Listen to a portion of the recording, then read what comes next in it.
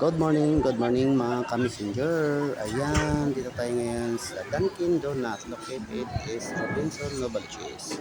So ayan mga ka-messenger, mag-order ako ng 2,000 ibali ipapasalubong ko sa mga kids. So, ayan po, tuwing every Monday, nag-order talaga ako nito dahil gusto ko may pasalubong ako sa mga kids na nandun sa bahay. So, ayan mga ka-messenger. Yung sa akin, yung alam mo kanina, dalawang box Pinaprocess na ulit. niya yung aking order. Dalawang So, dozen order or ko dalawang ng Dalawang dozen. chocolate Dalawang dozen. Ilan bang ano nun? Gaganyan po kanina. Four. Bali, dalawang, 1 dozen lang. Pala dalawang box dito. dito.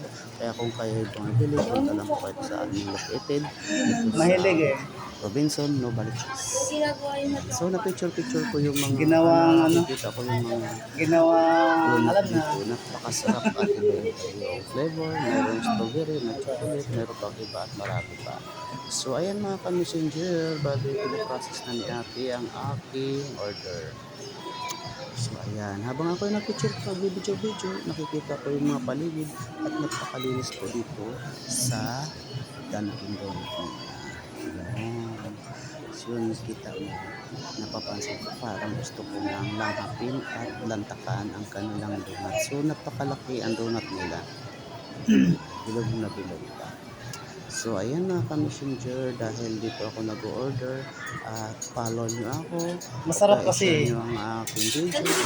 Follow naman. Ha? Para mapigil kayo Diyan sa taas, sa Victoria. Sa? Victor. Follow to share mga ka-messenger. Para Hindi, mayroon kayong donut para at siyang event. ayan, so binalot na ni ate. Event sa mga bata. Ginagawa niyo dessert? Yes. Dalawang box. So ayan mga ka-messenger, kung sino man yung nakakapalo sa akin, magkakaroon ko ng 1 box din.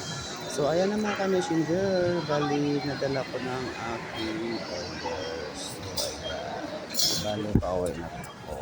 Maraming salamat mga ka-messenger, bye bye.